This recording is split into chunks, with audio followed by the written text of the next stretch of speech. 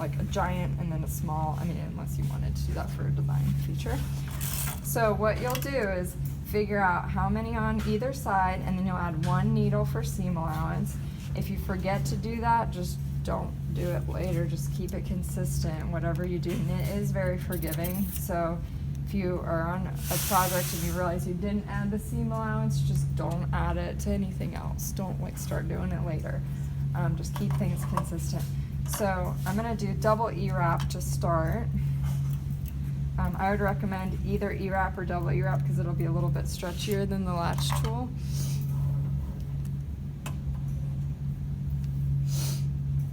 And then you start the same way as the E-wrap, where you're gonna go around, and then instead of going down in here, I'm gonna go into that one and pull it back to make a little loop. And then I'm just gonna go over 2, back 1, over 2, back 1. This is latch is not open. All your latches need to be open. And then I can keep it consistent up here.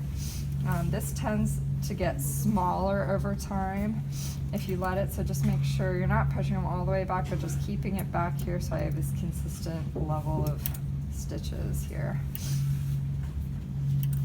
And it makes kind of a nice little finished edge. So this is actually going to be the edge of my sleeve, and then I'm going to do the ribbing and then start immediately into the body. I don't need to seam anything or take it off.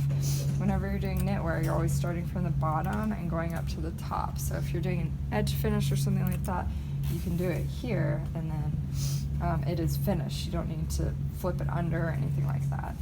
So I'm going to go ahead and do however many rows that I need to do. Let's say I need to do 7 or 8 rows. Let's say 8 rows. So I'm going to go ahead and do my 8 rows, and then I'm going to work backwards ribbing it. And this is the time to use your row counter.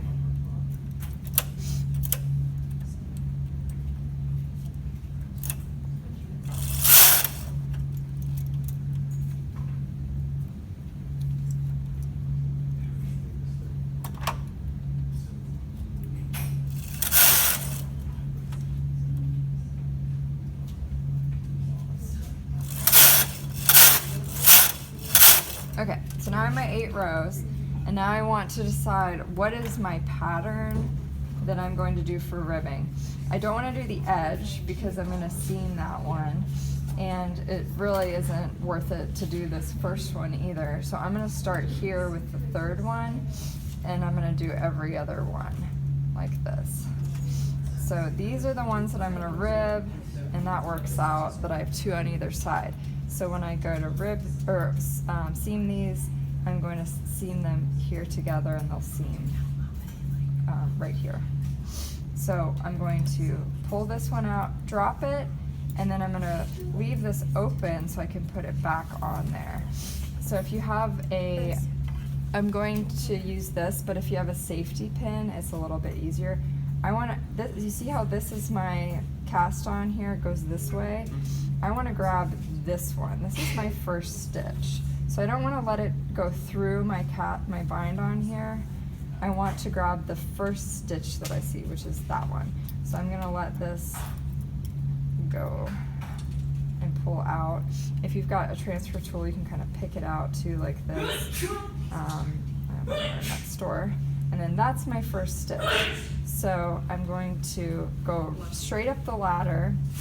This is going to be behind the latch, that's going to go inside the latch, and I'm just going to pull straight down and then go up towards the ceiling. So that's every time, it's just one has to be inside, one has to be outside. So my loop is always behind that latch, my next bar of the ladder is inside that hook, so then it pulls through it. So then I go up, grab the next one, pull it straight down, up past the latch, grab the next one. So I've got one behind, one inside, one behind, one inside.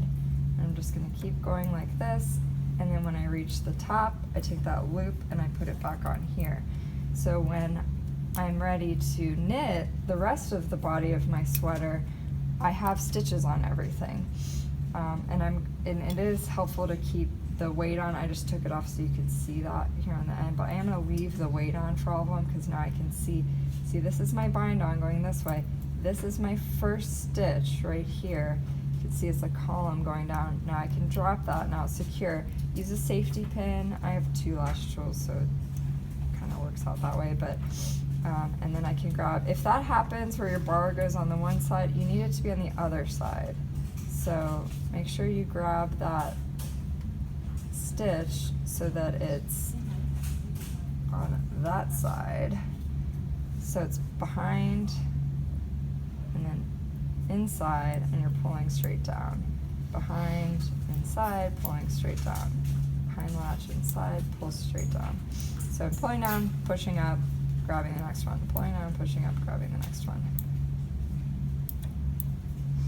And then when I get to the top, see, it's easier when you prepare it for yourself. If I have that ready to go, I can just put that on there, and that's my next row right there. And now I'm ready for this row. I'll do it again.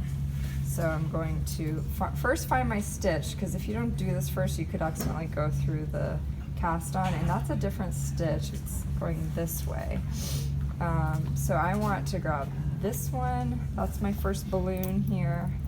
You guys can see that, right?